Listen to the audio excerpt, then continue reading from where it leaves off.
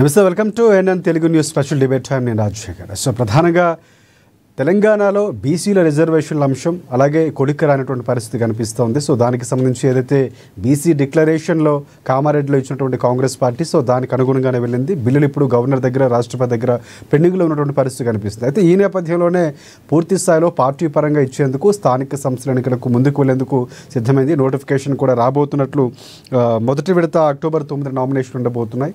So ఇక్కడ ZPTC, ఎంపీటీసీలకు సంబంధించినటువంటి పూర్తి స్థాయిలో ఒక అంచనా కూడా వచ్చినటువంటి సందర్భాలు కనిపిస్తున్నాయి. సో 9వ తారీఖున రిలీజ్ కాబోతున్నటువంటి సందర్భాలు షెడ్యూల్ రాబోతున్నాయి. దీనికంటే ముందు ప్రధానంగా మాధవ్ రెడ్డి జేఏసీకి సంబంధించి ఆయన పిటిషన్ వేసినటువంటి సందర్భాలు 8వ తారీఖున తీర్పు రాబోతున్నాయి. ఇవన్నీ చాలా కీలక అంశాలు.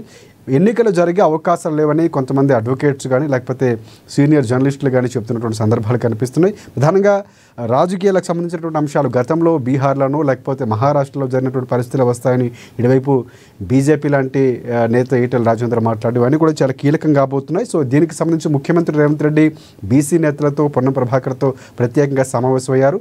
టెక్నికల్గా కానీ లేకపోతే చట్టపరంగా వచ్చేటటువంటి సమస్యలను ఎలాగా ఎదుర్కోవాలి, సో దానికి సంబంధించిన అంశాలపై ఈరోజు ఆయన సమావేశం నిర్వహించారు. సో ఎలా వెళ్ళబోతుంది ముందుకు, అసలు జరుగుతాయో ఇవన్నీ కూడా సస్పెన్షన్స్ కొనసాగుతున్నాయి. సో ఇదే అంశానికి సంబంధించి ఈరోజు మనం డిబేట్ పాయింట్ కంటిన్యూ చేద్దాం. మనతోపాటు కాంగ్రెస్ పార్టీ నుంచి టీపీసీసీ జనరల్ సెక్రటరీ కత్తి వెంకటస్వామి గారు మనకి కాసేపట్లో జాయిన్ కాబోతారు. అలాగే బీఆర్ఎస్ పార్టీ నుంచి రామ్మోహన్ గారు జాయిన్ అయ్యారు, వారికి నమస్కారం.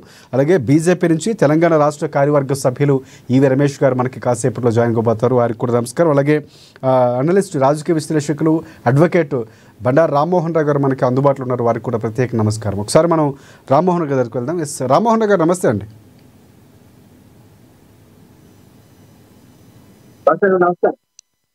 చాలా సమస్యలు ముడిపడి ఉన్నాయి. అంటే కాంగ్రెస్ పార్టీ మాట ఇచ్చిన తర్వాత సో షెడ్యూల్ కానీ లేకపోతే ఇప్పుడు పెట్టినటువంటి జీవో అంశానికి చెల్లుబాటు కాదు, బిల్లులు పెండింగ్లో ఉన్నటువంటి అంశాలు కానీ చాలా వరకు సంశయాన్ని కలిగిస్తున్నాయి. ఒక రకమైన విమర్శలు జరుగుతాయా, జరగవా, కోర్టు తీర్పు ఎలా ఉండబోతుంది, అప్పటి వరకు వెయిట్ చేయడం ఎందుకు వెయిట్ చేస్తుంది, జాప్యం చేస్తుంది, బీసీ నేతలు కూడా కొంతమంది మాట్లాడుతున్నారు, గుజ్జ సత్యం లాంటి వారు. సో అంటే ఇవన్నీ సినారే చూసుకుంటే కనుక అసలు ఏం జరిగే అవకాశం ఉందంటారు? రిజర్వేషన్లపై తర్జన భర్జన కొనసాగుతున్నటువంటి పరిస్థితి ఏం చెప్తారు? జరగని పెళ్లికి బాజాలు పెళ్లి జరగదని అందరికీ తెలుసు, కానీ బాజాలు మోదిస్తున్నారు, ఎవరి పని వాళ్ళు చేసుకుంటున్నారు. అందుకని కాంగ్రెస్ పార్టీ కూడా వెంకటస్వామి గారు ఇంతకుముందు దాకా వేరే ఛానల్ నాతోనే ఉన్నారు, వారికి అదే చెప్పాను. ఎందుకంటే మీకు తెలియని పని అంటే యాక్చువల్గా మీకు అలవిగాని హామీ ఇచ్చారు, అది సాధ్యంగా తెలిసి మరి ఇచ్చారు. ఇప్పటికి కూడా ఈ నాటకం కొనసాగుతుంది. కాంగ్రెస్ పార్టీ నాటకాన్ని కొనసాగిస్తుంది తప్ప ఇంకోటి ఏం లేదు. ఆత్మహత్య చేసుకునే వాడిని మనం ఎవరు ఆపలేదు. ఎందుకంటే ధైర్యం అనుకుంటున్నారు వాళ్ళు, కాదు ఆత్మహత్య సత్రిస్తామంటారు. కాంగ్రెస్ పార్టీకి చాలా నష్టం చేస్తున్నారు. ఇప్పుడు తెలంగాణ ప్రభుత్వం కూడా ఈ రకంగా పిల్లి మొక్కలు వేస్తూ చివరికి ప్రజలను మోసం చేస్తుంది, ప్రజలతో పాటు వాళ్ళ పార్టీ వాళ్ళని కూడా మోసం చేస్తున్నాను చెప్తున్నాను స్పష్టంగా. పార్టీ వాళ్ళని కూడా మోసం చేయడం ఎందుకంటే ఇప్పటిదాకానేమో మీరు రిజర్వేషన్లు కల్పిస్తామని బీసీలు మోసం చేశారు, రకరకాలుగా ఇప్పటిదాకా అన్ని పిల్లి మొక్కలు వేశారు, బిల్లులు అన్నారు, చివరికి ఆఖరికి జీవో చేరుకొచ్చారు. దానికి గోటుతో దానికి గొడ్డల తాకి తీసుకొచ్చుకున్నారు. మరి ఇప్పటిదాకా బిల్లులు అవసరం లేకుండే, ఆర్డినెన్స్ అవసరం లేకుండే, రాష్ట్రపతి దాకా పోవాల్సిన అవసరం లేకుండే, ధర్నాలు, జంతర్ మంతర్లు ఇవన్నీ అవసరం లేకుండే కదా. మరి ఇప్పుడు జీవోతోనే మేము సాధిస్తామంటారు. దాంతో సాధ్యం కానీ దీంతో ఎట్లా సాధ్యం అని నేను అంటున్నాను. అందుకని ఇటీవల మొన్న శనివారం, ఇవాళ కేవలం బుధవారం ఉన్నాం, మనకు పోయిన శనివారం నాడు హైకోర్టులో ఒక పిటిషన్ పడ్డది. ఏమంటే వీళ్ళు రిజర్వేషన్ ప్రకటించారు, 50% దాటుతుంది కనుక దీని మీద చర్య తీసుకోండి, స్టే ఇవ్వండి అని చెప్పి పోయారు. అంతకుముందు జీవో రాలే కనుక మేము ఎట్లా ఇస్తామన్నారు. కానీ జీవో వచ్చిన తర్వాత హైకోర్టు ఏమన్నదంటే డివిజన్ బెంచ్, సింగిల్ బెంచ్ కూడా కాదు, మీరు వీలైతే రేపు 8 అక్టోబర్ దాకా వాయిదా వేస్తున్నాం, వీలైతే వాయిదా వేసుకోండి, ఎలక్షన్ షెడ్యూల్ ఎందుకు ప్రకటిస్తారు, ప్రకటించమని హామీ ఇవ్వండి, అప్పుడు స్టే ఇవ్వమంటే సోమవారం తెలుసుకొని చెప్తాను అడ్వకేట్ జనరల్ అటే పోయిండు, మీరు ఏమైనా చేసుకోవడం మనం చేసుకుంటామని చెప్పి ఎలక్షన్ కమిషన్ ద్వారా షెడ్యూల్ ప్రకటించాం. దీన్ని ఆత్మహత్య సదృశ్యం అంటారు. ఎందుకంటే జీవోతో 42% రిజర్వేషన్ కల్పించే పరిస్థితిలో ఉంటే ఇప్పటిదాకా ఇవన్నీ ఈ జిమ్మికులను అవసరం లేదు కదా అంటున్నాడు. మరొక జిమ్మికు తెరదీస్తూ ఇవాళ హైకోర్టును తప్పుదారి పట్టించి తెల్లారి మేము చెప్తాం, సోమవారం చెప్తాను, మధ్యాహ్నం ఆదివారం చెప్పి సోమవారం నాడే ఎలక్షన్ షెడ్యూల్ ప్రకటించారు. ఇప్పుడు కాకపోతే ఏంటంటే చెప్తున్నాం కదా, జరగని పెళ్లికి మోదుతున్న బాజాలు లాంటివి అంటున్నాను.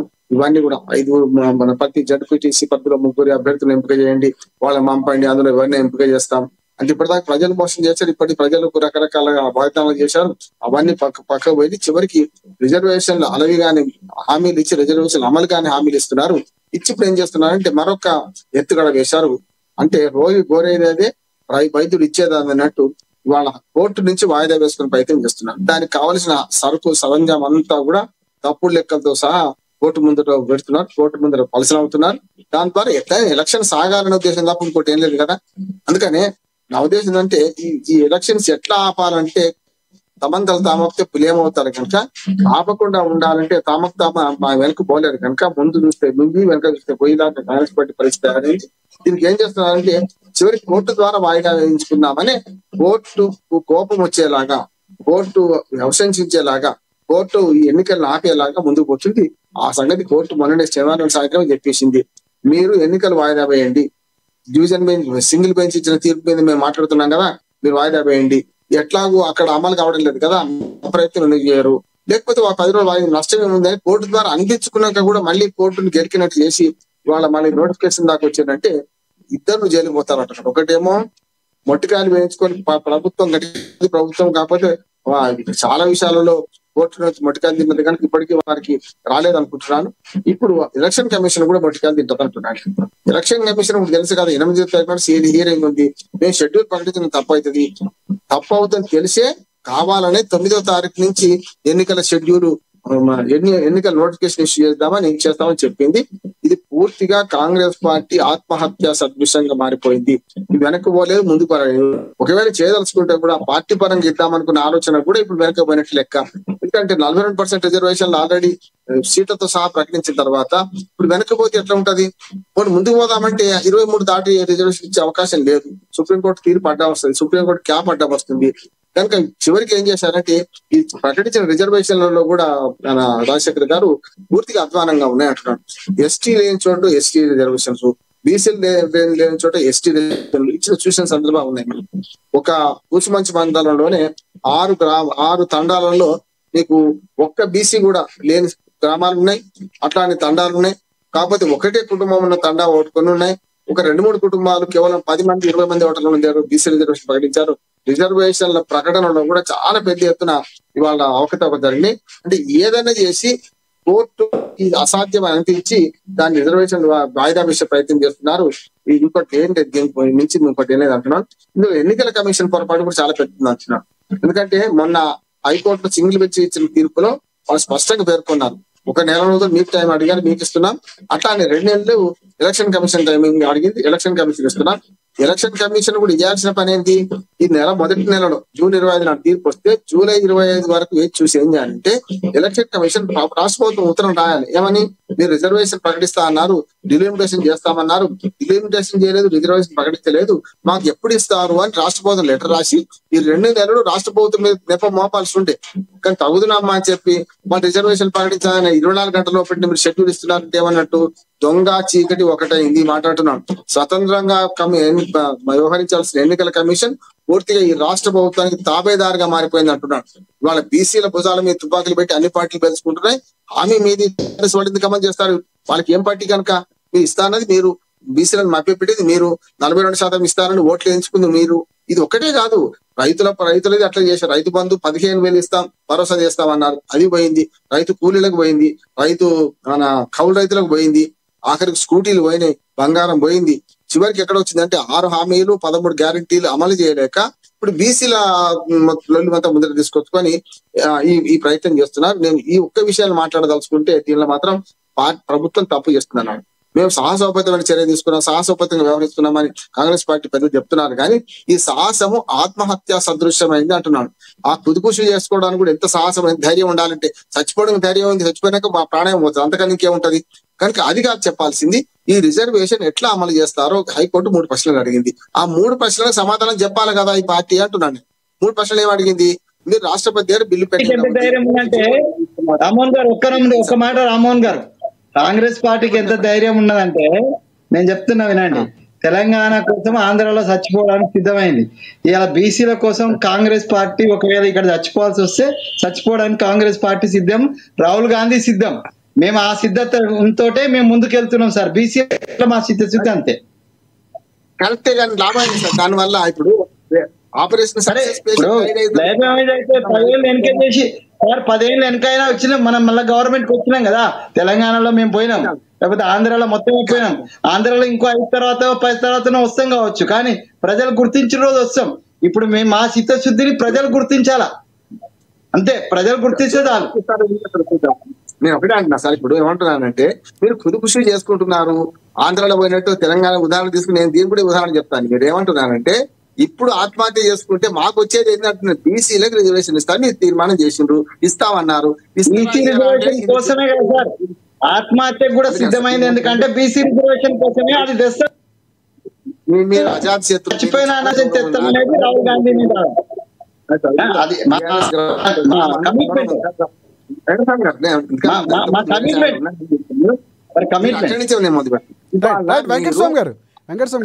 హామీ అని ఒకటి అంటున్నాను నేను. రాజ్యాంగం మనకి చల్లదని మీకు తెలుసు,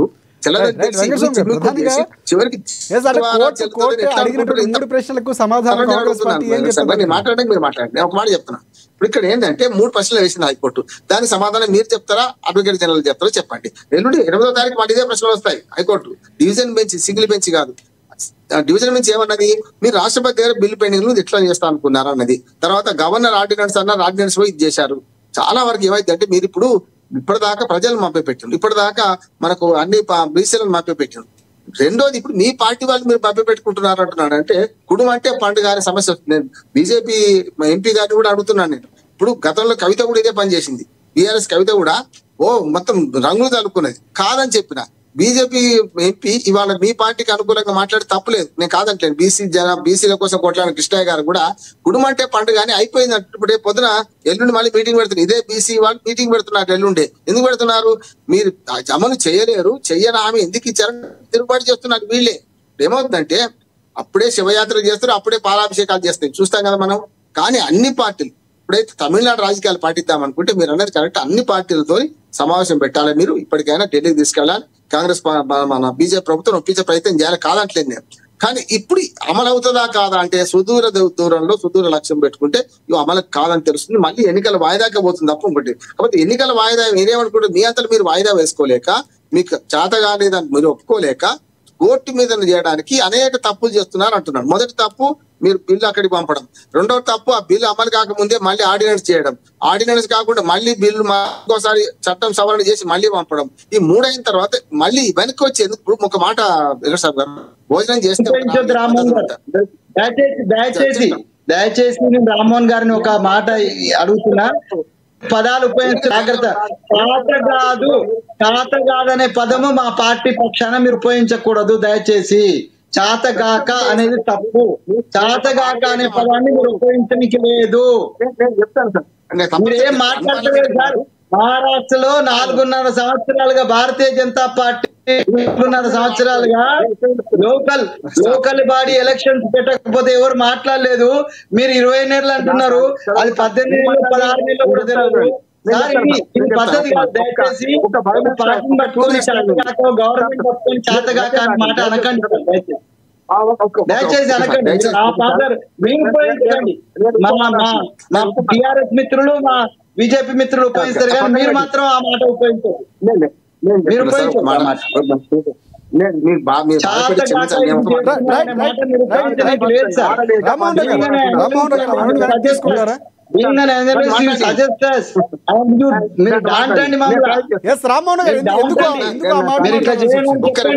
కానీ చాతగాక అనే మాట మాత్రం నేను ఒప్పుకోను సార్. రామ్మోహన్ గారు సరే పక్కన పెడతాను. నేను ఒక మాట చెప్తున్నాను సార్. ఆడలేక మధ్యలో కూడా అంటున్నాడు మీరు. ఇప్పుడు నేను స్పష్టంగా కూడా చెప్తాను. ఎందుకంటే చెప్తాను, కోర్టు ఇచ్చిన 3 ప్రశ్నలు మీరు జవాబు స్పష్టంగా బిల్లులు పెండింగ్ లో ఉండి ఎందుకు ముందుకెళ్లారు, జీవో కోసం ప్రయత్నం చేయకండి అని కోర్టు సలహా ఇచ్చింది మీకు. ఇది అవసరమైతే ఎన్నికలు వాయిదా వేసుకోండి అన్నది. సింగిల్ బెంచ్ తీర్పును కూడా పక్కన పెట్టింది. 30 సెప్టెంబర్ దాటిపోతున్నా సరే ఒక 10 రోజులు వాయిదా వేసుకోమనంటే కోర్టు సూచనను పట్టించుకోకుండా మీరు ఎలక్షన్ కమిషన్ ఇన్ఫ్లుయెన్స్ చేసి ఎలక్షన్ కమిషన్ కేంద్ర ప్రభుత్వం బీజేపీ దాన్ని పూర్తిగా మీ పక్షాన్ని నిలిచిన నేను కరెక్ట్ బీహార్ ఎన్నికలు తప్పు చేస్తున్నాను. ఇప్పటికి కూడా మోడీ గారు ఇప్పటికి కూడా ఆ ఎన్నికల హామీ తిరుగుతుంటే తప్పు అంటున్నాను. కానీ ఇక్కడికి వచ్చే మీరు చేస్తున్న పని ఏంటి? స్టేట్ ఎలక్షన్ కమిషన్ మీరు లోపరుచుకొని ఆమె ద్వారా ఈ ఎలక్షన్ కమిషన్ ద్వారా షెడ్యూల్ ప్రకటించిన టీచర్ మీరు ఓటు ధిక్కారం రైట్ రామ్మోహన్ గారు ఒకసారి దాని వివరణ తీసుకోండి. కోరినా ఓటు ధిక్కారం చేస్తూ మీదైన రీతిలో మీరు ఏం చేస్తారో చేసుకోండి అని చేసి మీరు ఇవాళ ముందుకు పోతున్నారు. ఇది ముందర పడాలనే ఇష్టమే నాకు. మిమ్మల్ని అడిగాను రామ్మోహన్ గారు,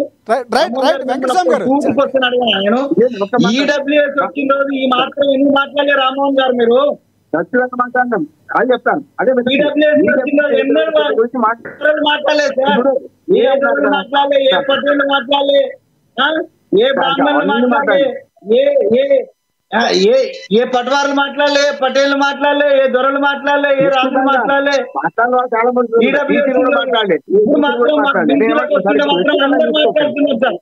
బీసీలకు వస్తుందని అంటే అందరు మాట్లాడుతున్నారు. ఇది వ్యక్తిగతంగా తీసుకోకండి, వ్యక్తిగత ఆరోపణలు చేయకండి. ప్రస్తుతం చెప్తున్నా ఆనాడు కూడా మాట్లాడండి, ఈనాడు కూడా మాట్లాడుతున్నా. మిమ్మల్ని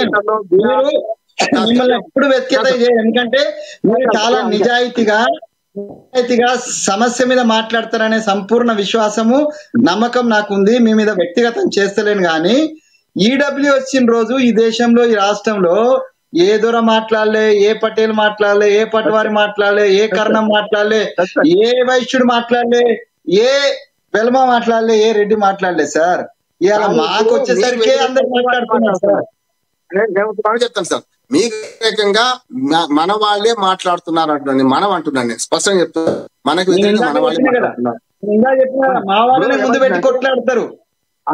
ఇప్పుడు మాకు వ్యతిరేకంగా మా బిడ్డలనే ముందు పెట్టి కొట్లాడతారు. ఇప్పుడు మోడీ కూడా మా బిడ్డనే కానీ మరి మాకు వ్యతిరేకంగా ఈడబ్ల్యూ. అందుకే నేను ఒక మాట చెప్తాను.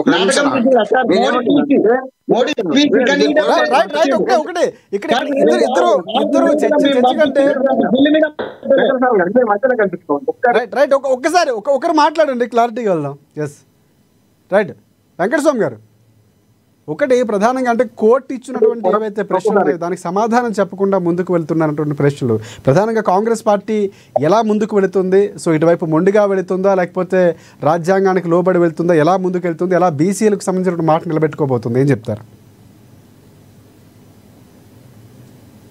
ప్రశ్నలు అడిగింది. ఒకటేమో మీరు మాట్లాడారు ఎట్టి పరిస్థితుల్లో మీరు బిల్లు అక్కడ రాష్ట్రపతి పెండింగ్ లో ఎట్లా మీరు ముందుకు పోతాను, జీవో ద్వారా ఎట్లా పోతా అనుకున్నారు, 50% సీలింగ్ ఉంది కదా, దాన్ని ఎట్లా అధిగమిస్తారని అడిగింది. వాయిదా అవసరమైతే వాయిదా వేసుకొని ఎలక్షన్ నోటిఫికేషన్ ఇవ్వకండి అన్నది, షెడ్యూల్ కూడా ప్రకటించకండి అన్నది. దాని విరుద్ధంగా మాట్లాడింది. అయిపోయింది. రెండోది కూడా చెప్తున్నాను ఏంటంటే, మీరు ఎప్పుడైతే ఈ ప్రకారం పోతుండో ఎన్నికల వాయిదాకి మీరే ప్రయత్నం చేస్తున్నారో నా ఆరోపణ. ఎందుకు ఆ ప్రయత్నం చేస్తున్నారంటే, ఈ మాట శంకరంలో వస్తే తీర్థం కావాలి, హైకోర్టు వాయిదా వేసుకోమని, లేకుంటే హైకోర్టు మీరు చేసిన జీవోను కొట్టేసి నెంబర్ 9 కొట్టివేయబడుతుంది, జీవో నెంబర్ 41, 42 కూడా కొట్టివేయబడుతుంది. నేను యాజ్ అడ్వకేట్ చెప్తున్నా, నాకు మీ దేశం లేదు, కోపం లేదు.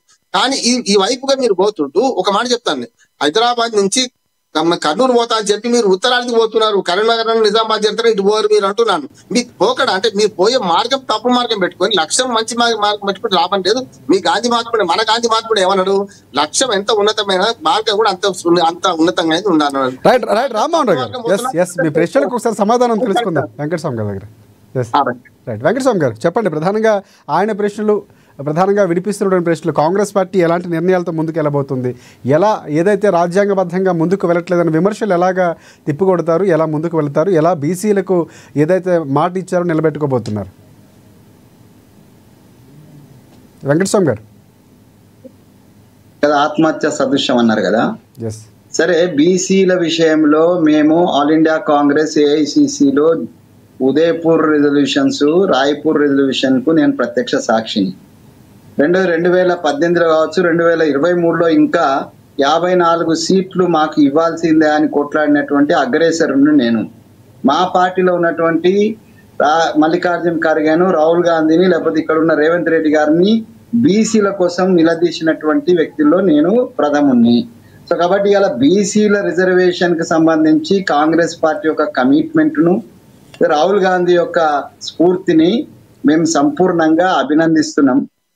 దీనికి సహకరించే మోడీ గారు సహకరించినా, కేసీఆర్ సహకరించినా, రామ్మోహన్ రావు గారు ఆశీర్వదించినా మేము వాళ్ళందరికీ రుణపడి ఉంటాం, బీసీలందరం కూడా రుణపడి ఉంటాం. సో ఇప్పుడు ఇక్కడ జరుగుతున్న తదంగం ఏంటంటే, మేము బీసీల పక్షాన అవుట్ రైట్ గా చాలా కాలం తర్వాత 70 ఏళ్ల తర్వాత కాంగ్రెస్ పార్టీ బలహీన వర్గాల వైపు అవుట్ రేట్ గా నిలబడ్డది. ఇప్పుడు ఉన్నటువంటి పరిస్థితిలో రాహుల్ గాంధీ యొక్క స్పిరిట్ అనుకోండి, మల్లికార్జున్ ఖార్గే గారి యొక్క వ్యూహం అనుకోండి, సోనియా గాంధీ ఆశీర్వాదం అనుకోండి, రేవంత్ రెడ్డి గారి యొక్క క్రియాశీలత అనుకోండి, మా మహేష్ కుమార్ గారి యొక్క పట్టుదల అనుకోని, ఇవన్నీ కలిసి అలా తెలంగాణ రాష్ట్రంలో బీసీల రిజర్వేషన్ 42% మేము ప్రామిస్ చేసిన దాని ప్రకారము ఇంప్లిమెంట్ చేయాలనేటువంటి విజిగీష ప్రవృత్తితోటి మేము ముందుకెళ్తున్నాం. విజయమే ఆకాంక్షగా బీసీల కోసము మేము చచ్చినా పర్వాలేదు అనేటువంటి దాంట్లోనే మేము ముందుకెళ్తున్నాము. మమ్మల్ని విమర్శించడం ఏ చిన్న అంశాన్ని కూడా పెట్టకుండా అందరు విమర్శిస్తూనే ఉన్నారు. మా చిత్తశుద్ధి లేదంటున్నారు. ఒకవేళ నేనేమంటే ఏమనంటే రేవంత్ రెడ్డి గారిని వ్యక్తిగతంగా తీసుకొని రేవంత్ రెడ్డి నాటకం ఆడుతున్నారు, రేవంత్ రెడ్డికి మనసులో లేదు కానీ అందుకని ఇట్లా వక్ర మార్గం పోతున్నారు, వారు చెప్పినట్టు కరీంనగర్ పోతున్నారు, ఇటు పోతున్నారు అంటున్నారు. కానీ ఒకవేళ ఆయన చిత్తశుద్ధి లేకున్నా కూడా, ఆయన ఏ ఉద్దేశం తీసుకున్నా కానీ ఇలా బీసీలకు న్యాయం జరిగే దిశగా ముఖ్యమంత్రి గారి యొక్క నిర్ణయం జరిగింది, రాష్ట్ర ప్రభుత్వం యొక్క నిర్ణయం జరిగింది, రాష్ట్ర పార్టీ యొక్క నిర్ణయం జరిగింది, మా నటరాజన్ గారి యొక్క సపోర్ట్ దొరికింది, మా అందరి యొక్క పోరాటం ఫలించింది. ఆ ఫలించిన విత్ ఇన్ ది పార్టీ, మేము బయట గురించి మాట్లాడుతున్నాం, విత్ ఇన్ ది పార్టీ మా పోరాటం ఫలించింది కాబట్టి మేము 42కి వెళ్తున్నాం. దీంట్లో ఎందుకు రామ్మోహన్ రావు గారు ఇందాక కూడా వేరే ఛానల్లో మేము మాట్లాడినాం, వారు అప్పుడు కూడా అదే ప్రశ్న స్పందించారు. ఏందనంటే మీరు బిల్లు అక్కడే ఉన్నది, గవర్నర్ దగ్గర పెట్టినటువంటి అవి ఉన్నాయి, ఇవి మేము ప్రాసెస్ ప్రకారం గౌరవ సుప్రీంకోర్టు, మా నెత్తి మీద సుప్రీంకోర్టులు హైకోర్టులే మా ఎదుగుదలకు ఆటంకం, వాళ్ళే మమ్మల్ని తొక్కేస్తున్నారు. అక్కడ ఉన్నటువంటి ఆధిపత్య కులాలకు సంబంధించిన జడ్జిలే మమ్మల్ని దొక్కుతున్నారు. అది మాకు తెలుసు. అయినప్పటికీ గౌరవం, రాజ్యాంగబద్ధంగా సుప్రీంకోర్టును మేము గౌరవిస్తూ సుప్రీంకోర్టు ఇచ్చిన ఇన్స్ట్రక్షన్ ప్రకారం ఏదైతే ప్రాసెస్ చేయాలనో అది అంతా చేసినాం. దాంట్లో కూడా అందరికీ కొన్ని ఆబ్జెక్షన్స్ ఉన్నాయి, రామ్మోహన్ రావుకి ఉన్నాయి, లేకపోతే మా రామ్మోహన్ భాయ్కి ఉన్నాయి, లేకపోతే బీజేపీకి ఉన్నాయి, అందరికీ ఆబ్జెక్షన్స్ ఉన్నాయి. But as per our knowledge మేము తెలివి తక్కువ కాబట్టి మా నాలెడ్జ్ లో మేము సుప్రీంకోర్టు ఇచ్చిన ఇన్స్ట్రక్షన్ ప్రకారం డెడికేషన్ కమిషన్ కావచ్చు, లేకపోతే బీసీ కమిషన్ కావచ్చు, కులగణన కావచ్చు, లేకపోతే సబ్మిట్ చేయడం కావచ్చు, బిల్లు పెట్టడం కావచ్చు, ఆర్డినెన్స్ ఇవన్నీ ప్రక్రియలు మేము బీసీల న్యాయం చేసి బీసీల ఉత్థానం కోసము కాంగ్రెస్ పార్టీ కట్టుబడి ఉన్నది కాబట్టి దాని దిశగా మేము వెళ్ళినాం సార్. ఇక మాకు సాధ్యం కాలేదు ఏంటి, జీవోకు పోవడం తప్ప ఇంకో మార్గం లేదు. ఎందుకంటే భారతీయ జనతా పార్టీ బీసీలకు పుట్టిన బిడ్డ ప్రధానమంత్రి ఉండే కూడా 4 మాసాలుగా ఆ బిల్లు పోతే దాని మీద పలకలే, చిలక పలుకులన్నా పలుకుతాడేమో అనుకుంటే ఆ పలుకులు కూడా పలకలేదు. ఇక్కడ ఆయన తాబేదారులతో చిలక పలుకులు పలికిస్తున్నాడు. అది రామచంద్ర కావచ్చు, లేకపోతే కిషన్ రెడ్డి కావచ్చు, ఇంకెవరన్నా కావచ్చు. సో ఇక్కడ కేసీఆర్ గారు కూడా గతంలో నేను ప్రయత్నం చేసినా కానీ కాలేదు, ఇప్పుడు మీరు ఎట్లా చేస్తారని మా బిడ్డలతోటి, రామ్మోహన్ లాంటి మా బిడ్డలతోటి మమ్మల్ని మీద బాణాలు ఎక్కువెట్టి కుట్టిస్తున్నారు. ఇవన్నీ కూడా మేము భరిస్తున్నది ఎందుకంటే just for the upliftment of the down trodden, that is the BCs. మేము భరిస్తున్నాం మా వాళ్ళ విమర్శలను, ఎదుటి వాళ్ళ విమర్శలను అందరినీ భరిస్తూ ముందుకెళ్తున్నాము. ఇవాళ రేపు మీరు అడిగిన ప్రశ్నలకు నేను సమాధానం చెప్తున్నా రామ్మోహన్ గారు. I'm also an advocate and everything will be on paper. We will submit the petition. మేము ఏవైతే అఫిడవిట్ ఏదైతే ఇవ్వాలనో అది వాళ్ళు అడిగిన అన్ని ప్రశ్నలకు మేము రేపు కోర్టులో సబ్మిట్ చేస్తాము. ప్రతి ప్రశ్నకు సమాధాన పరుస్తాము. కోర్టును సమాధాన పరిచే మేము ఎన్నికలు పోవాలనుకుంటున్నాం. మేము పోతాం, అదే పెద్ద అడ్డంకి కాబట్టి దానికి పోతాము. అయితే మేము ఒక అప్పీల్ కూడా చేసినాం. నిజంగానే అన్ని పార్టీలకు కానీ సమాజంలో ఉన్న అందరి ప్రజలు, ఇందాక మీరు అన్నారు అందరు నోరు మూయిస్తారని, మేము నోరు మూయమంటలేం sir. For the greater interest of the one society and the remaining part of the society, that may be upper caste or lower caste, whatever the caste, at the greater interest of the OBCs, రెడ్డిలు, వెల్మలు, లేకపోతే వీళ్ళందరూ కూడా court పోకుంటే ఏమైతే sir, వాళ్ళ కడుపు దగ్గర మేము లాగుతలేం sir. వాళ్ళ రిజర్వేషన్ రాగలేదు సార్. నేను పోలేదు సార్, ఈడబ్ల్యూఎస్ రిజర్వేషన్ మీద నేను కోర్టుకు పోగలను. కానీ దాంట్లో కూడా పేదలు ఉన్నారు కాబట్టి ఆ పేదల మనసు నొప్పించొద్దనే ఉద్దేశంతో నాలాంటి వాడు కూడా, నేను అడ్వకేట్ అయి ఉండి కూడా, నాకు ఎబిలిటీ ఉండి కూడా నాలాంటి వాళ్ళు కూడా పోలే. ఎందుకు? అందరం గౌరవించినాం. సరే, ఒక నిర్ణయం కేంద్ర ప్రభుత్వం తీసుకున్నది, అది మంచికో చెడుకో తీసుకున్నారు అని గౌరవించినాం. కానీ ఇవాళ మంచుకో చెడుకో ఇలా తీసుకున్నారు బీసీల కోసం అని మా పార్టీ మిత్రులు గాని, మా ప్రజా సంఘాల మిత్రులు గాని, లేకపోతే అనలిస్టులు గాని, లేకపోతే అగ్రవర్ణాన్ని అననే అనను, సో ఆధిపత్య కులాలు గాని, ఇన్ని రోజులు ఇన్ని వేల ఏళ్ళు పాలించినటువంటి ఆధిపత్య కులాలు ఎన్నడూ కూడా సానుకూల వ్యక్తిత్వం మనం చేయకపోవడం అనేటువంటిది దురదృష్టకరం. అయినా మేము కోర్టును సాటిస్ఫై చేసి ముందుకెళ్తాము. ఏ రకంగా సాటిస్ఫై చేస్తామని మాకు ఇలా దొంగ వేషాలు అక్కర్లేదు. ఒకవేళ మేము ఎలక్షన్ పోస్ట్ పోన్ చేయాలని అనుకుంటే మాకు ప్రకృతి సహకరించింది. రామ్మోహన్ గారు, సెప్టెంబర్ లో వచ్చినటువంటి వర్షాలు ఇవన్నీ కారణంగా మాకు ఆ రోజు మన ఇద్దరం ఉన్నాం ఒక టీవీలో. విపరీతమైన వర్షాలు, కామారెడ్డి మునిగిపోయినటువంటి పరిస్థితిని మనం చూసినాం, గజ్వేల్ మునిగిపోయిన పరిస్థితిని చూసినాం. దాన్ని పెట్టుకొని మేము సెప్టెంబర్ లో ఉన్నటువంటి ఎలక్షన్స్ ను డిసెంబర్ జనవరికి ఆనాడే మా ప్రభుత్వం అడిగే అవకాశం ఉన్నది. కానీ మేము అడగలేదు. మేము దొంగ మార్గంలో పోవాలని మేము అనుకోవటం లేదు. మేము చాతగాంతనంలో ఏం లేము. మేము ప్రజల్ని ఫేస్ చేయడానికి సిద్ధంగా ఉన్నాం. ఈ నిర్ణయం ఎట్లొచ్చినా ఎలక్షన్ పోతాం. ఒకవేళ కోర్టు ధిక్కారంలో మా ముఖ్యమంత్రి అరెస్ట్ అయినా, లేకపోతే కత్తి వెంకటస్వామి అరెస్ట్ అయినా, జైల్లో ఉండైనా కూడా కోసం మేము ముందుకు పోవడానికి మేము సిద్ధంగా ఉన్నామని చెప్తున్నా సార్. రైట్, ఒకసారి మన బీఆర్ఎస్ పార్టీ దగ్గరికి వెళ్దాం. బీఆర్ఎస్ రామ్మోహన్ గారు. రామ్మోహన్ గారు నమస్తే అండి. నమస్తే. ఎస్, అంటే 6 ఖచ్చితంగా బీసీలకు న్యాయం చేసే పార్టీ కాంగ్రెస్ పార్టీ అని చెప్తున్నారు. ఇప్పుడు జరుగుతున్నటువంటి అంశాలు ఏవైతే ఉన్నాయో, పిటిషన్లు వేయటం, కోర్టు ఇంకా 8వ తారీఖున తీర్పు రాబోతుంది, ఇటువైపు షెడ్యూల్ కూడా వచ్చే అవకాశం 9వ తారీఖు ఉంది, ఇవన్నీ కూడా నడుస్తున్నటువంటి అంశాలు. సో దీనిపై బీఆర్ఎస్ పార్టీ ఏం చెప్తుంది? బీసీల గురించి కాంగ్రెస్ పార్టీ మాట్లాడడం చాలా విడ్డూరంగా ఉంది. అంత విచిత్రం ఏంటంటే అన్ని తెలిసిన వెంకటస్వామి అన్న కూడా ఇట్లా మాట్లాడడం అనేది చాలా ఆశ్చర్యంగా ఉంది పరిస్థితి. ఈ రోజు వెంకటస్వామి అన్న తెలంగాణ ఉద్యమకారుడు, సామాజికవేత్త, విద్యావేత్త, ఎన్నో కష్ట సుఖాలు అనుభవించి తెలంగాణ పనిచేసిండు.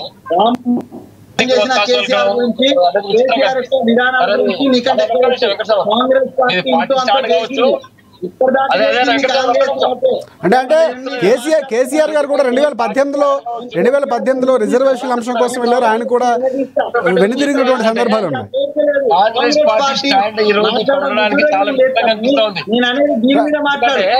రైట్, వెంకటస్వామి గారు ఒక నిమిషం.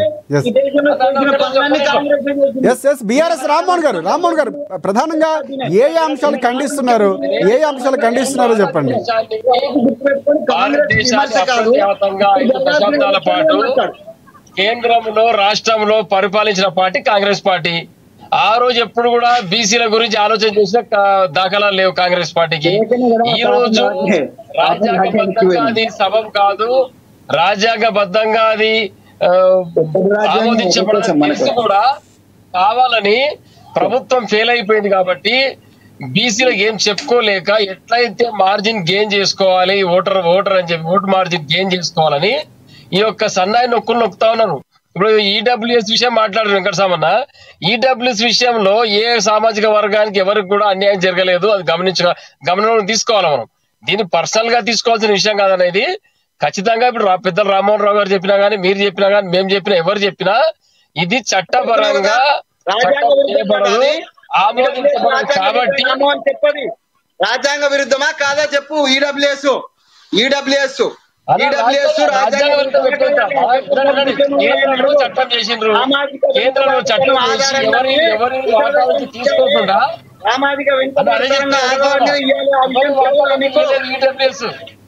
అలా ఈడబ్ల్యూఎస్ ఎవరు వాటాలు ఇవ్వలేదు.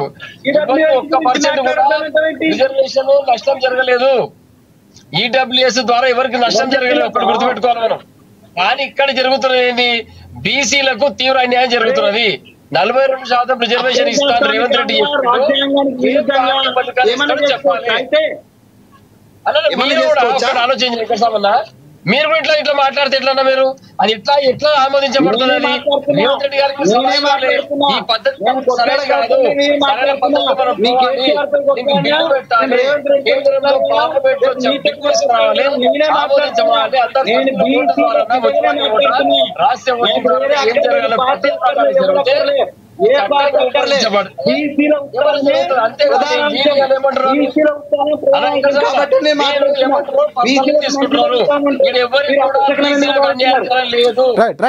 పార్టీకి కానీ మాకైతే ఈ యొక్క ఉద్దేశం లేదు బీసీలకు అన్యాయం చేయాలని. 42% రిజర్వేషన్ రావాలని మేము కూడా కోరుకుంటున్నాం. కొంతమంది మోసపూరితంగా వెంకటస్వామి గారు వెంకటస్వామి గారు ప్రధానంగా కొంతమంది బీసీ నేతలు ఎన్నికల తర్వాత కోర్టులు ఎన్నికలు రద్దు చేస్తే దానికి ఎవరు బాధ్యత వహిస్తారు? ఈ రేవంత్ రెడ్డి గారు బాధ్యత వహిస్తారా?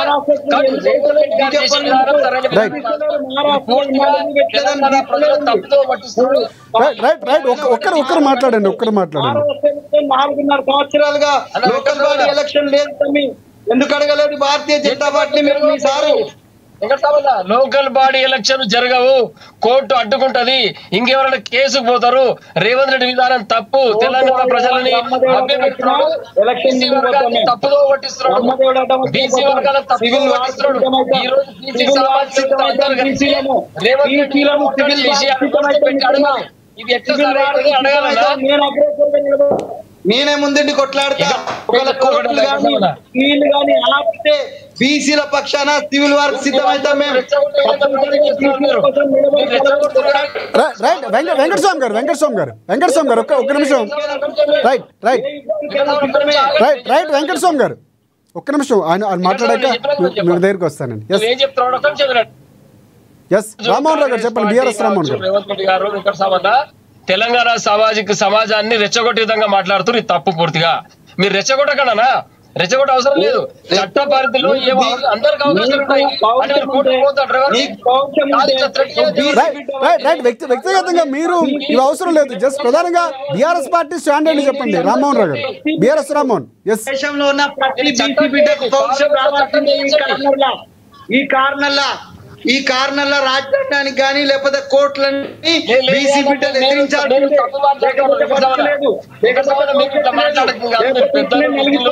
తెలంగాణ ఉద్యమం రేవంత్ రెడ్డి అంటే తెలంగాణ ఉద్యమం తెలియదు, తెలంగాణ గురించి తెలంగాణ భావోద్వేగాల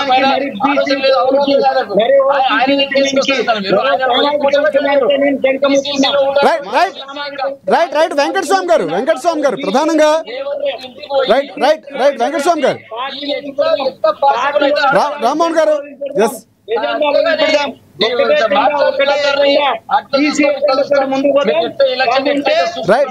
బిఆర్ఎస్ రామ్మోహన్ గారు ఒక్కరు మాట్లాడాలి. పెట్టుకోండి, మీరు కోర్టు అడ్డుకుంటారు ఖచ్చితంగా, రాజ్యాంగం అడ్డుకుంటుంది. ఎన్నిక చేస్తే ఒకరు అడ్డుకుంటే ఎలా ముందుకు వెళ్తుందో ఒకసారి తెలుసుకుందాం.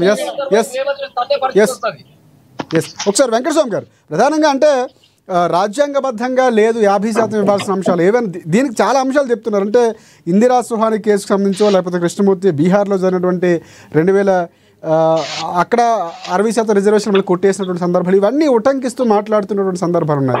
ఇక్కడ కాంగ్రెస్ పార్టీ ఒకవేళ 8వ తారీఖు తీర్పు అనుకూలంగా రాకపోతే ఎలా ముందుకు వెళ్తారు?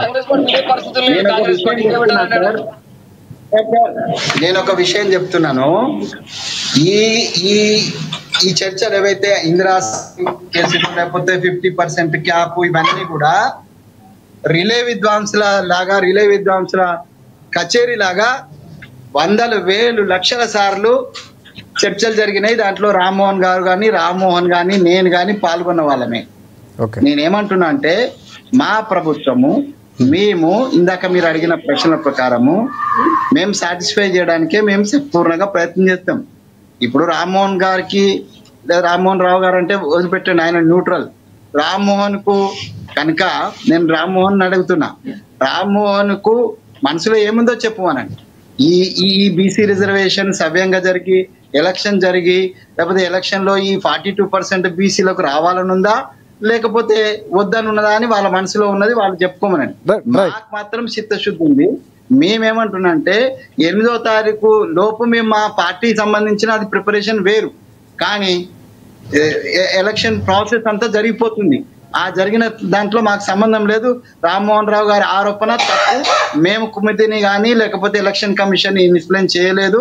ఇది కోర్టు కూడా ఇంతకుముందు ఇన్స్ట్రక్షన్ ఇచ్చి ఉన్నది.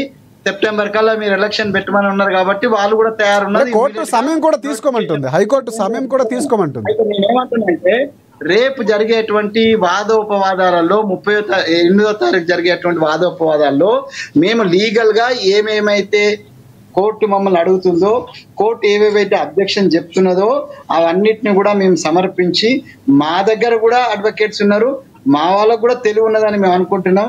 ఒకవేళ గంట తెలివి లేకుండా మేము ఉన్నట్టు ఏదంటే ఆఫ్ కోర్స్ వాళ్ళే ముందుకెళ్తారు. రేపు ప్రజలు న్యాయ నిర్ణయిస్తారు, మేము కాదు, మీరు కాదు, ప్రజలు న్యాయ నిర్ణయిస్తారు.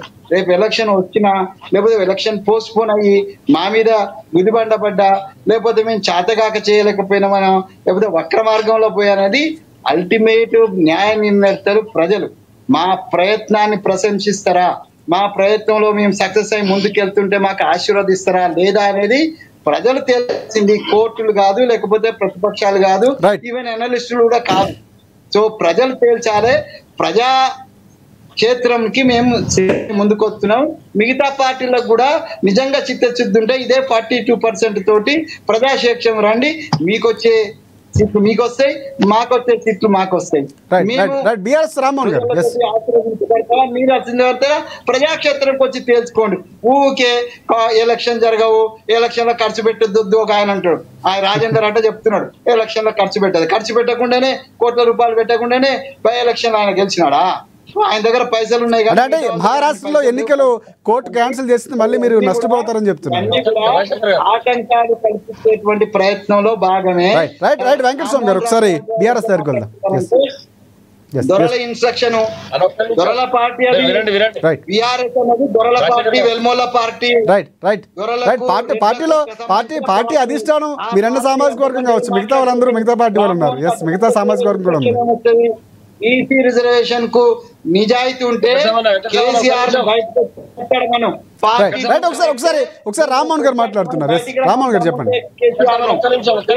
రైట్ వెంకటస్వామి గారు ఎక్కువ అంటే, ఎందుకంటే నువ్వు నా తమ్మునివే, నువ్వు నేను ఒక ఇంటోళ్ళమే, మన ఇద్దరం కొట్లాడుకుంటే ఏమొస్తామే. దమ్ముంటే కేటీఆర్, కేసీఆర్, హరీష్ రావు రిజైన్ చేసి రమ్మను, వచ్చి దమ్ముంటే కొట్లాడితే మనం బీసీల కోసం. రైట్ రామ్మోహన్ గారు, పార్టీలకు అతీతంగా బీసీలు ఒక్కటి కావాలన్న ఒక అంశాన్ని మాట్లాడుతున్నారు. వెంకటస్వామి గారు ప్రధానంగా పార్టీలు పక్కన పెట్టి బీసీల కోసం అందరం కలిసి ఒక రకంగా ముందుకు వెళ్ళాలని చెప్తున్నారు. సో మీ మనసులో మాట ఏంటి, ప్రధానంగా ఏం చెప్తారు రామ్మోహన్ గారు? వస్తాడు ఆయన. సో నేను అనేది ఏంటంటే రామ్మోహన్ కూడా రమ్మంటున్నా. ఒకసారి వెంకటస్వామి గారు వస్తారా రారు ఒకసారి మాట్లాడదాం.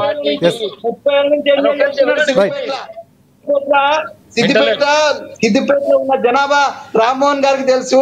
అక్కడ గౌన్లోలు, అక్కడ ముదిరాజులు కట్టి గెలిపిస్తున్నారు. ఓ ముదిరాజు బిడ్డకో, లేకపోతే ఓ గౌడ బిడ్డకో, లేకపోతే రామ్మోహన్ కో సీట్ ఇచ్చి అక్కడ గెలిపించడానికి ముందుకు రమ్మని. రైట్ వెంకటస్వామి గారు ఒకసారి వివరణ తీసుకుందాం. ఈ విషయంలో తప్పు జరిగితే, రేవంత్ రెడ్డి గారు తప్పు జరిగితే నడి బజార్లో నిలదీసేటువంటి దమ్ము నాకున్నది. నిలదీస్తా పార్టీ నుంచి. మిమ్మల్ని ఎవరు తప్పు పట్టట్లేదు. బీసీల కోసం మీరు చేస్తున్నటువంటి మాట్లాడుతున్నటువంటి మాట ప్రతి స్వాగతిస్తారు. ఒకసారి బీఆర్ఎస్ పార్టీ వర్షన్ తీసుకుంది. రామ్మోహన్ గారు చెప్పండి, ప్రధానంగా మీ మనసులో మాట ఏంటి అసలు రామ్మోహన్ గారు? అదే చెప్తున్నాం మేము. బీఆర్ఎస్ పార్టీగా న్యాయం జరగాలి, రావాల్సిన వాటా దక్కాలి, 42% రిజర్వేషన్ రావాలని మేము కూడా మనస్ఫూర్తిగా కోరుకుంటున్నాం. ఎలక్షన్ పెట్టాలనే కోరుకుంటున్నాం. కానీ నీకు బోడిగుండుకు మోగాలికి లింక్ పెడితే వ్యవహారం సెట్ కాదని చెప్తా ఉన్నాం. రేవంత్ రెడ్డి చేయాల్సింది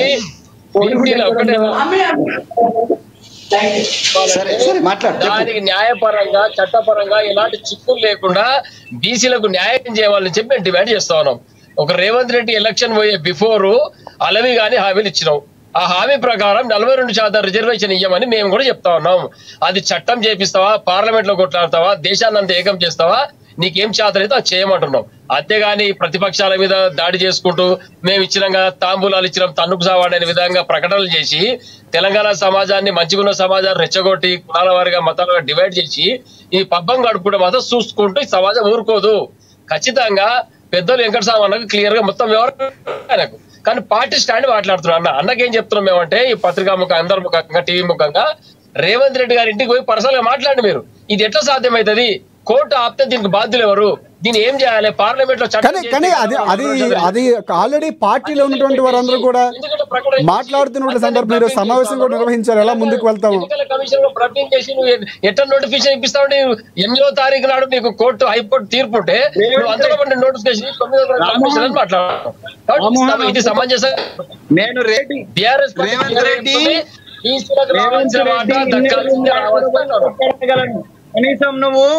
కనీసం నువ్వు కేసీఆర్ యొక్క ఈ విషయం మాట్లాడడానికి పోతే కేసీఆర్ యొక్క ఆ ఫామ్ హౌస్ గేట్ కూడా నిన్ను దాటినారు తమ్మి. నేను మాత్రం రేవంత్ రెడ్డి ఇంట్లోకి చొచ్చుకుపోని కూడా మాట్లాడగలను. రైట్ రైట్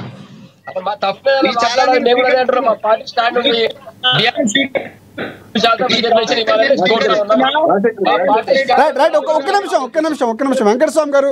ఎస్ రామ్మోహన్ గారు, ఒకసారి రామ్మోహన్ రావు గారికి వెళ్దాం. ఎస్ అనలిస్ట్ రామ్మోహన్ రావు గారు ప్రధానంగా అంటే మొన్న మాట్లాడినప్పుడు కూడా కొన్ని అంశాలు మాట్లాడారు రామ్మోహన్ రావు గారు. అంటే కొన్ని ఊర్లలో ఎస్సీలు బీసీలు ఎక్కువగా ఉండటం, అక్కడ కేటాయించినటువంటి రిజర్వేషన్ల అంశాల్లో కొన్ని ఇబ్బందులు తలెత్తున్నాయన్నటువంటి అంశాలు మాట్లాడారు. ఒకసారి దాని గురించి ఏం చెప్తారు?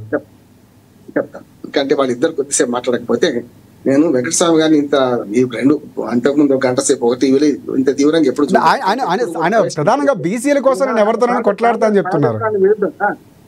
విరుద్ధం చెప్తాను. ఎందుకంటే ఆడలేక మధ్యలో కూడా ఎందుకంటున్నానంటే ఆవేశం ఎప్పుడు వస్తుంది, చాలా వస్తుంది. స్పష్టంగా ఈ ప్రభుత్వం ఈ ఎన్నికలకు పోవడం చట్టవిరుద్ధం పోలేకపోతుంది అని నా ఆవేదన. బీసీలకు రిజర్వేషన్ కావాలని కోరుకున్న వాళ్ళు నేను కూడా ఉంది. అందరూ శాఖాహారులే, రొయ్యల గంప మాయమవుతుంది అన్నారు కదా. చాలా వరకు వ్యక్తిగతం ఉంది. ఇప్పుడు ఎవరి రామ్మోహన్ లోపలికి పోతారా, మీరు లోపలికి పోతారా, మీ వ్యక్తిగతం అది కాదు మాకు కావాల్సింది. అంతిమంగా ఫలితం కావాలి. ఫలితం కావాలంటే మీరు చేసిన పని చెప్తాను. రాజశేఖర రెడ్డి గారి హయాంలో 12% మీరు ఈబీసీ రిజర్వేషన్ ఇస్తా, ముస్లిం రిజర్వేషన్ ఇస్తా అని చెప్పి పెట్టిండ్రు. పెడితే ఏమైంది? 4% పరిమితమైంది. ఆ 4% ఎవరికి గుంజుకున్నారు? మీవే గుంజుకున్నారు. ఈ మాట అంటున్నాను కానీ ఇప్పటిదాకా అల్లే మీవే బీసీల కోటాల నుంచి 4% మీరు గుంజుకున్నారు. గతంలో ముస్లింలకు బీసీలకు రిజర్వేషన్ ఉండి కూడా మీరు ఈబీసీ రిజర్వేషన్ ఎక్కడి నుంచి ఇచ్చారు? 50% రూపాయలు ఇచ్చింది కదా. ఇవన్నీ మీకు అదే ఈబీసీ రిజర్వేషన్ 10% ఇచ్చింది, అందులో నుంచి కాదు ఈ 50% ఇచ్చింది. ఇప్పటిదాకా దాని గురించి చర్చించొద్దు అనుకున్నాను కనుక చర్చించే కానీ ఇప్పుడు మీరు మా పాలు పడవ పడగొట్టింది, దాన్ని దాటాల్సింది. నేనేమో ఈబీసీ రిజర్వేషన్లో బీసీల రిజర్వేషన్ ఒక్కటి కూడా పోలేదు. మిగతా 50% రిజర్వేషన్ నుంచి వచ్చింది. 110 గట్టిగా మాట్లాడితే 100 కాదు. ఈ మీ 100లో మీరు చేసిన మోసం ఏంటంటే కాంగ్రెస్ పార్టీ గతంలో రాజశేఖర రెడ్డి హయాంలో 4% రిజర్వేషన్ పరిమితి. ఆ 4% రిజర్వేషన్ ఎవరికి గుంజుకున్నారు? బీసీలే గుంజుకున్నారు.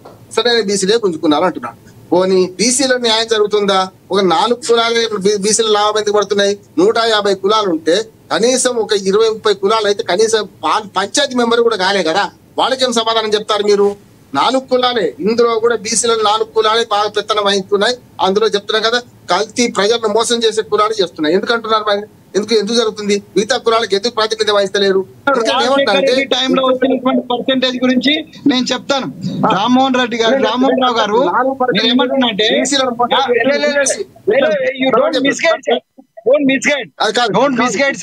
ఇప్పుడు అక్కడ 50% ఏదైతుందో ప్రధానంగా ఆయన వర్షన్ అయిన తర్వాత మీరు మాట్లాడుతారు.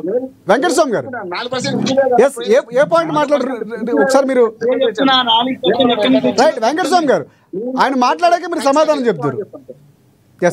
రామ్మోహన్ గారు చెప్పండి. ఇప్పుడు ఎందుకంటే కోర్టు అడిగిన ప్రశ్న సమాధానం లేవు వీళ్లకు కనుక బుల్డేజ్ చూసుకుంటాం వాళ్ళు ఎదుటి వారిని మాట్లాడియొద్దు అని వెంకటస్వామి గారు లాంటి వాడు కూడా మాట్లాడడం నాకు విచిత్రం అనిపిస్తుంది. మిగతా వాళ్ళ తగ్గది వేరు. మిగతా వాళ్ళకి గట్టిగా సమాధానం చెప్తుంది. నేను వారి అజాత శత్రువు కనుక వారికి నేనైనా రామ్మోహన్ గారైనా మధ్య మేము చాలా మర్యాద ఇస్తున్నాం. నేను స్పష్టంగా చెప్తున్నా, మీరు 4% రిజర్వేషన్లు ఈబీసీ అనే పేరు మీద పెట్టి 12 చేసి 4 పరిమితి. ఆ 4% బీసీలేవే మోసం చేసిన, బీసీలే గుంజుకున్నాను నేను ఆరోపిస్తున్నా. దాన్ని రుజువు చేసుకుని వేరే చూసుకున్నాం. రెండో చెప్తున్నాను, ఇప్పుడు కోర్టు ముందున్న 3 ప్రశ్నలకు సమాధానం మీద ఉంటే చెప్పండి.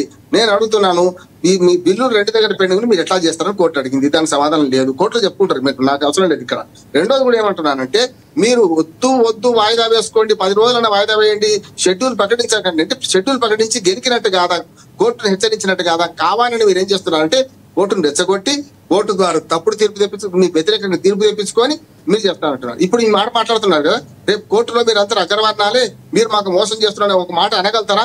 జైలుకు పోతారు మీరు ఆ మాట అంటే. ఇక్కడ అంటే జరిగింది. నేను స్పష్టంగా చెప్తున్నా, కోర్టులో ఉన్నాయి. నేను మీకంటే ఎక్కువ మాట్లాడుతున్నాను. కోర్టులో విషయంలో అగ్రవర్ణాలే వస్తున్నారు. తాత జడ్జి, మనవాడి జడ్జి, కొడుకు జడ్జి, అందరూ వాళ్ళే వస్తున్నారు. దానికి మీకు అంగీకరిస్తుంది. న్యాయవాదిగా కోర్టును విమర్శించి ఎవరు విమర్శించలేదు, కోర్టు కామెంట్ చేయొచ్చు.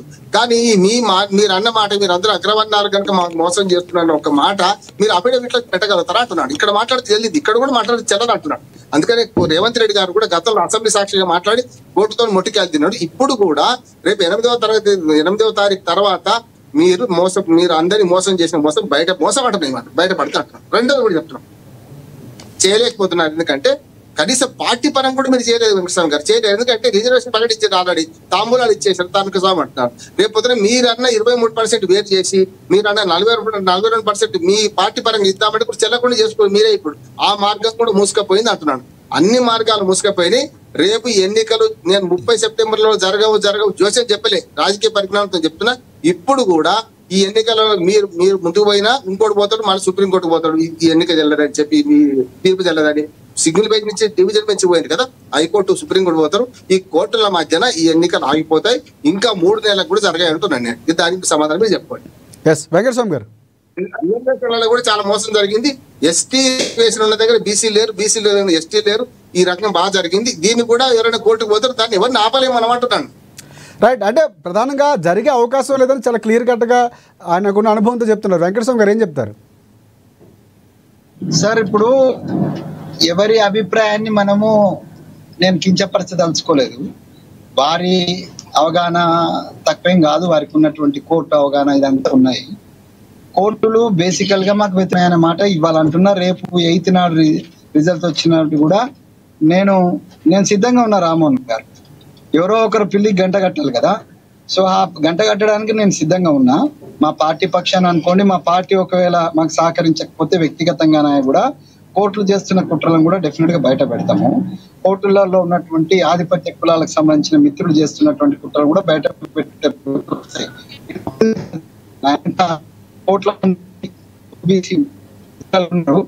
అలా కాకుండా తెలంగాణ ప్రారంభించిన రోజు కేసీఆర్ అపహాస్యం చేసి నవ్విండ్రు. సో ఇవాళ కూడా బీసీ మూవ్మెంట్ విషయం రిజర్వేషన్ మీద మా మీద అపహాస్యం చేస్తున్నారు, నవ్వుతున్నారు. సరే, తొండికో మొండికో ఒక పార్టీ కాంగ్రెస్ అనే పార్టీ మిగతా పార్టీ కూడా నేను సన్నాయి నొక్కులు అన్న రామ్మోహన్ అన్నట్టుగా సన్నాయి నొక్కులు మేం కాదు, వాళ్ళే నొక్కుతున్నారు. ఒక పక్కనేమో కిషన్ రెడ్డి పాజిటివ్ గా స్టేట్మెంట్ ఇస్తారు, ఇంకొక పక్కన వాళ్ళ ప్రతినిధి వచ్చి వ్యతిరేకంగా మాట్లాడతారు. సో ఇవన్నీ కూడా ఉన్నాయి, అందరికీ మనసులో ఉంది. బీసీలను కాదని బతకలేము, బీసీలను కాకుండా బతకలేమని అన్ని పార్టీలు, కాంగ్రెస్ పార్టీతో సహా అన్ని పార్టీలు ఇలా దేశంలో బీసీలకు ఉత్థానం ఇవ్వకపోతే వాళ్ళ ఓట్లు మనకు రావు, రేపు మనం ఖతమైపోతాం అనేటువంటి భావన అన్ని పార్టీలలో వచ్చింది. So only thing left is over అంటే మాకున్న ఆర్డీలు ఒకటి కోర్టులు అయితే, ఇంకోటి రాజ్యాంగబద్ధం అనేటువంటి ఒక మాట మాట్లాడతారు. తర్వాత ఇప్పుడు నేను రామ్మోహన్ గారు ఇప్పుడు నన్ను అట్లా చూడలేదు, ఎప్పుడు ఇట్లా మాట్లాడొద్దు అని అంటున్నారు కదా రామ్మోహన్ గారు నేను చాలా ఓపిక బట్టే ఇవన్నీ చూసుకుంటూ వస్తున్నా.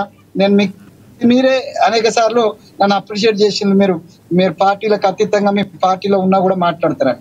నేను ఇప్పుడు కూడా చెప్తున్నా, రామ్మోహన్ గారు మా పార్టీతో సహా అన్ని పార్టీలలో ఉన్నటువంటి ఈ రిజర్వేషన్ వ్యతిరేకకు సంబంధించినటువంటి వ్యక్తులందరూ కూడా కుత ఉడికిపోతున్నారు. ఎలా కుత ఉడికిపోతున్నారు, వాళ్ళు ఏ మార్గం ఎంచుకొని ఎట్లా ఆపుదామనేటువంటి ప్రయత్నం జరుగుతుంది సార్. సో మామూలుగా భగీరథ ప్రయత్నం అంటారు చూసినా, ఆ భగీరథ ప్రయత్నం ఇది ఆపడానికి ప్రయత్నం చేస్తున్నారు. సో ఈ భగీరథ ప్రయత్నం వాళ్ళు చేస్తుంటే మేము కూడా శ్రీకృష్ణ ప్రయత్నం మేము కూడా చేస్తాం. మాకు వచ్చినటువంటి విద్యను మేము ఉపయోగించి తప్పనిసరిగా ఈ హార్డిల్ నుంచి బయటపడి ప్రజలను మన్ననం పొందడానికో ప్రజలు గెలవడానికి కాదు సార్, లోకల్ బాడీ గెలవడం విషయానికి కోసం కాదు సార్. బీసీలకు ఇచ్చినటువంటి దాన్ని కట్టుబడి ఒకవేళ కాంగ్రెస్ పార్టీ బయటికి పోతే వెనక్కి పోతే the first person to కమ్అట్ from the Congress party my self sir. నేను ఐ విల్ కమ్అట్ బికాస్ మీరు చెప్పినటువంటి దాన్ని మోసం చేస్తే ఎవరినైనా రాహుల్ గాంధీతో సహా మా అమ్మ సోనియా గాంధీతో సహా అందరినీ కూడా ప్రశ్నించడానికి మేము సిద్ధంగా ఉన్నాం. ఎందుకనంటే ఇది 100 ఏళ్ళ వెంకటస్వామి గారు అది మీ వ్యక్తిగతమా, మీతో పాటు ఎవరైనా పోరాటం చేయడానికి సిద్ధంగా ఉన్నారా మీలాంటి ఒక కన్స్ట్రక్టివ్ గా ముందుకెళ్ళడానికి? అంటే కాంగ్రెస్ పార్టీలో మంది ఉన్నారు సార్, నేను ఒక్కనే కాదు, నేను వ్యక్తిగతమైన తీసి మార్కాలని మాట్లాడతలేను. నేను ఈ ప్రదంగా జరుగుతున్నటువంటి దాంట్లో గత 5-7-8 సంవత్సరాల నుంచి నాతోటి అనేక మంది పైకి చెప్పొద్దు మరి వివిధ పార్టీలలో ఉన్న వాళ్ళు కూడా మాతోటి ఉన్నారు. డెఫినెట్ గా బీసీది ఒక అంటే ఉవ్వెత్తున ఉప్పెన లాంటి ఉద్యమం వచ్చే అవకాశం ఉన్నది. ఆ ఉప్పెనలో ప్రతి పార్టీలు ప్రతి వ్యతిరేకించే వాళ్ళు కూడా తలవంచక ఉండలేని పరిస్థితి. ఎట్లయితే తెలంగాణ ఉద్యమం వచ్చినప్పుడు కేంద్ర ప్రభుత్వం తలవంచి తెలంగాణ ఇచ్చిందో, రేపు బీసీల రిజర్వేషన్ విషయంలో కేంద్రం మొత్తం ఎలా మోడీ గారు ఉట్టిగానే రాహుల్ గాంధీ అన్నాడు కాబట్టి ఆయనను డిజాల్వ్ చేయడానికి ఏమి చెప్పలే. దేశంలో వస్తున్నటువంటి చైతన్యాన్ని దృష్టిలో పెట్టుకొని అఫిడవిట్ సుప్రీంకోర్టులో మేము చెయ్యమో వేసిన అఫిడవిట్ ను వెనక్కి తీసుకొని ఇవాళ బీసీల జనగణన చేస్తాము అనేటువంటి మాట ఆయన చెప్పిండంటేనే ప్రజా చైతన్యాన్ని వాళ్ళ ఇంటెలిజెన్స్ వాళ్ళ సిబిఐయో లేకపోతే వాళ్ళ ఒక రకంగా వెంకటస్వామి గారు ఆ క్రెడిట్ మీకే వచ్చింది. అది రామ్మోహన్ గారు కూడా కొన్ని సందర్భాల్లో మాట్లాడారు. కాంగ్రెస్ పార్టీ క్రెడిట్ ఒక రకంగా రాహుల్ గాంధీ రామ్మోహన్ అందుకే అన్న కదా, రామ్మోహన్ లాంటి వాళ్ళు కానీ లేకపోతే మిగతా వాళ్ళు కానీ అందరు నా వెనుక ఉన్నారు. నేను ఒక్కనే లేను. మొత్తం బీసీ సమాజం అంతా, అది ఆర్ కృష్ణ గారు కావచ్చు, జాజల్ శ్రీనివాస్ గారు కావచ్చు, లేకపోతే మా టిఆర్ఎస్ లో ఉన్నటువంటి వెంకటస్వామి గారు నాదో ప్రశ్న. అంటే ప్రధానంగా బీసీ నుంచి కొంతమంది కొన్ని ప్రశ్నలు సంధిస్తున్నారు. జీవో ఇచ్చిన తర్వాత ఎందుకు ఇంత సమయం తీసుకున్నారని. లేదు సార్, ఇప్పుడు మధుసూదనాచారి గారు వాళ్ళ ఎల్పీ లీడర్, ఇది మన టిఆర్ఎస్ పార్టీ, ఆయనే ఎక్కడ బీసీ సమావేశం జరిగినా ఎక్కడ రిజర్వేషన్ జరిగినా పోతున్నాడు. అంటే ఆయన కమిట్మెంట్ ఉన్నట్టే కదా. అట్లా అందరిలో కమిట్మెంట్ ఉండేది. నేను అనుకోవడం పార్టీ నేతలు అందరు కన్విన్స్ అయింది. ఈవెన్ కేసీఆర్, రేవంత్ రెడ్డి, లేకపోతే ఇంకొక పార్టీ బీజేపీకి సంబంధించిన అగ్రనేతలు కూడా కన్విన్స్ అయిందే అక్కడ వచ్చినటువంటి కులగణనకు సంబంధించినటువంటి ప్రకటన. ఇక్కడ వస్తున్నటువంటి ప్రకటన ఏంది, మీరు ఎట్లా చేస్తారో చేయండి. రామ్మోహన్ అంటున్నాడు కదా, ఎట్లా చేస్తారో చేయండి, బీసీలకు న్యాయం చేయండి అనేటువంటి మాట రామ్మోహన్ అంటుండంటే ఆయన పార్టీ పక్షాన్ని అంటున్నట్టే. ఆయన ప్రతినిధిత్వం కూడా ఆ పార్టీకి సంబంధించినది. అల్టిమేట్ గా అందరి యొక్క లక్ష్యం ఒకటే, అందరి యొక్క లక్ష్యము బీసీలకు రిజర్వేషన్ రావాలనేదే. దాంట్లో రామ్మోహన్ కావచ్చు, నేను కావచ్చు, రామ్మోహన్ రావు గారు కావచ్చు, మీరు కావచ్చు కూడా ఇది న్యాయమైన కోరిక. కాబట్టి నేను రాజ్యాంగ విరుద్ధం కోరికను ఎవరు తప్పు పట్టట్లేదు, అంటే వెళ్ళే విధానాన్ని మాత్రమే అక్కడ విమర్శిస్తున్నారు. సమన్యాయమైన రాజ్యాంగం చెప్పింది కాబట్టి ఆ రాజ్యాంగ పరిధిలోనే మేము కొట్లాడుతున్నాం. మా పోరాటానికి అందరి ఆశీర్వాదం దొరుకుతుంది, సమన్వయం దొరుకుతుంది. అంబేద్కర్ కూడా సాటిస్ఫై అవుతాడు, పూలే కూడా సాటిస్ఫై అవుతాడని నేను నమ్ముతున్నా సార్. రైట్ రామ్మోహన్ గారు, బిఎస్ రామ్మోహన్, ఫైనల్ గా ఏం చెప్తారు, కంక్లూడ్ చేయండి మీరు. అంటే నేను చెప్పేదండి, కాంగ్రెస్ పార్టీ అంటేనే మోసాల పునాదుల మీద నిర్మాణం చేయనట్టు పార్టీ కాంగ్రెస్ పార్టీ. విమర్శించడం కాదు, ప్రధానంగా బీసీ స్టాండ్ కాంగ్రెస్ పార్టీ మాట్లాడుతున్న అంశాలు. బీసీలకు రిజర్వేషన్ వస్తే ఎవరు కూడా దానికి ఇబ్బంది పడరు, వాళ్ళకి రావాల్సిన న్యాయం ఏమిటో దక్కాల్సిందే అని అందరు కూడా కోరుకుంటా ఉన్నారు. సమాజంలో ఉన్నటువంటి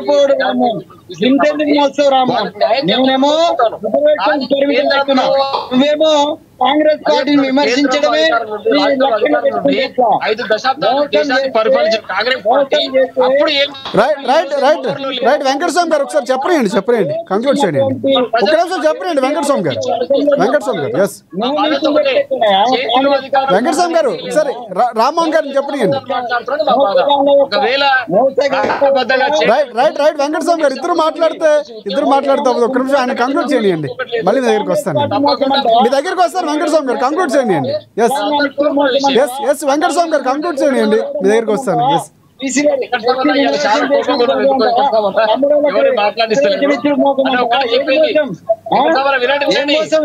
మీకు అన్యాయం జరుగుతుంది, మిమ్మల్ని మోసం చేస్తున్నారు. రైట్ వెంకటస్వామి గారు మీరు మాట్లాడినప్పుడు ఆయన వెయిట్ చేస్తారు, ఒక్క నిమిషం ఆగాలి. మీరు మాట్లాడినప్పుడు ఆయన వేచి ఉన్నారు, ఒక్క నిమిషం ఆగాలి. ఎస్ ఆయన కంక్లూడ్ చేయండి, మీ దగ్గరికి వస్తానండి మాట్లాడదు.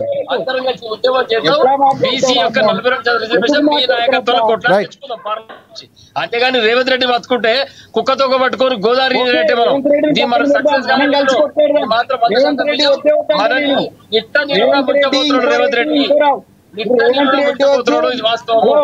రేవంత్ రెడ్డి వద్దు, కిషన్ రెడ్డి వద్దు, కేసీఆర్ వద్దు, కేటీఆర్ వద్దు, లేకపోతే ఉత్తమ్ రెడ్డి వద్దు, ఎవరొద్దు. మనమే కొట్లాడదాం రండి. రెడ్లు వెల్మలు ఎవరు ప్రోగ్రెసివ్ ఐడియాలు ఇచ్చినటువంటి రామ్మోహన్ రావు గారు వచ్చినా కూడా 4 రోజులు ఆగమని అందాం అని మొత్తం బీసీలంతా బయటికి రండి చూద్దాం. అప్పుడు మనకు వచ్చినట్టే బీసీ రిజర్వేషన్ కూడా వస్తుంది. ఊకే మనం ఒక పార్టీని నా పార్టీని నువ్వు నీ పార్టీని నువ్వు ఉపయోగించుకుంటే ఏమొస్తుంది, విమర్శించుకుంటే ఏమొస్తుంది. రైట్ రైట్ వెంకటస్వామి గారు ఎస్ ఎస్ ముంచేస్తున్నాడు, ఇది మాత్రం వాస్తవం. రైట్ రైట్ రైట్ ఒకవేళ రామ్మోహన్ గారు మీరు అన్నట్లు ముంచేసినా కూడా ఆయన బయటకు వచ్చి కొట్లాడతామని చెప్తున్నారు. ఆయన పార్టీలకు అతీతంగా కొట్లాడడానికి సిద్ధంగా ఉన్నానని చెప్తున్నారు వెంకటస్వామి గారు. రైట్ ఒకసారి మనం ఫైనల్గా రామ్మోహన్ గారు సారీ అనలిస్ట్ రామ్మోహన్ గారు కంక్లూడ్ చేయండి, మీరు ఏం చెప్తారు? నా ఉద్దేశం అంటే ఇప్పుడు అందరూ శాఖాహారులే రొయ్యల మాయం అవుతున్నట్టున్నాను. నేను స్పష్టంగా చెప్తున్నాను. వీళ్ళు ఏంటంటే ఇది జీరో సమ్ గేమ్ ఆడుతున్నారు రాజశేఖర్ గారు. జీరో సమ్ గేమ్ అంటే వాళ్ళకి నష్టం అయితే వీళ్ళకి లాభం, వీళ్ళకి నష్టం అయితే వాళ్ళకి లాభం. విన్ విన్ సొల్యూషన్ ఆలోచన చేయాలంటే తమిళనాడులో పార్టీలు ఎట్లా ముందరబడి జయలలిత ఆధ్వర్యంలో పోయి ఆనాడు 92లో పివి నరసింహరావు గారి హయాంలో ఎట్లా సాధించుకున్నారో అది సాధించుకుని చేయండి. నేను కూడా మీతో ఉంటానని స్పష్టంగా చెప్పిన వ్యక్తిగతంగా. రెండోది ఏమైతుందంటే ఇప్పుడు మీరు రేపు కోర్టుకు సమాధానం చెప్పాల్సి ఉంటది. అందుకనే కోర్టు ద్వారా మీరు దాన్ని ఒప్పించి చేస్తే అంతకంటే ఆనందించే వాళ్ళు ఎవరు లేరు, తప్పనిసరి అందరూ ఆనందిస్తారు. కానీ ఏమంటే రాజకీయ పార్టీ మీద విభేదాలు ఉన్నాయి కదా.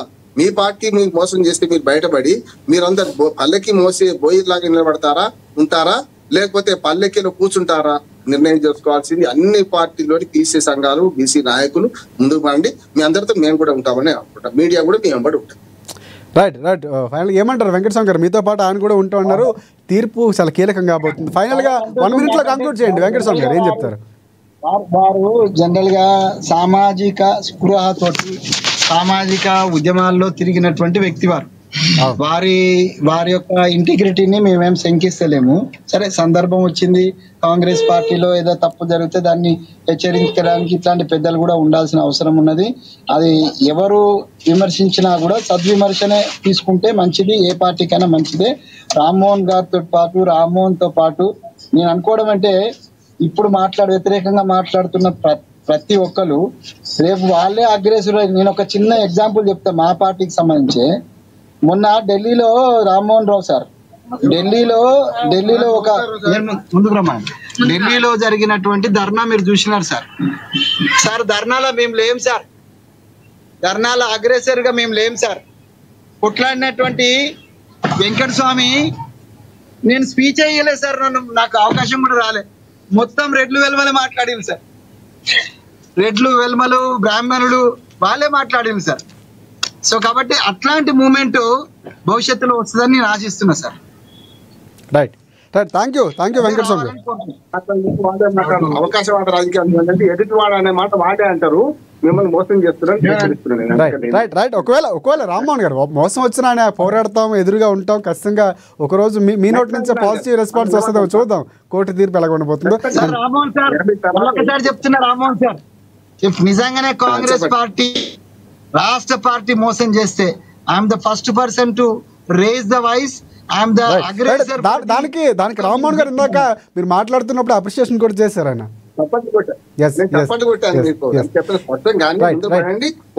పోరాడితే పోయేది ఏమి లేదు, బానిస సంఖ్యలు తప్ప.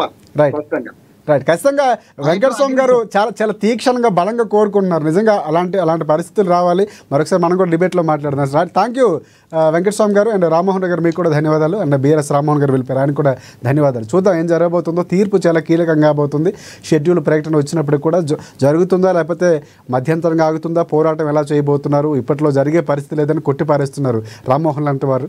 చూద్దాం. అంటే రామ్మోహన్ గారు చాలా క్లియర్గా చెప్తున్నారు, అంటే అయ్యే పరిస్థితి లేదు అన్నటువంటి పరిస్థితి కనిపిస్తుంది. కాంగ్రెస్ పార్టీ ఎలా వెళ్ళబోతుందో, ఒకరు వెళ్ళకపోతే బీసీలు ఎలా ఒత్తిడి తెచ్చే అవకాశం ఉంది, ఇవన్నీ కూడా చాలా కీలకంగా కాబోతున్నాయి. సో తెలంగాణలో బీసీల అంశం, రిజర్వేషన్ అంశం ఎప్పుడు తేలుతుందనేది మాత్రం కొంచెం సంశయంగానే కనిపిస్తుంది. చూద్దాం ఏం జరగబోతున్నది. ఇది ఇవాళ డిబేట్ పాయింట్. మరిన్ని అప్డేట్స్ కోసం చూస్తూనే ఉండండి ANN తెలుగు న్యూస్.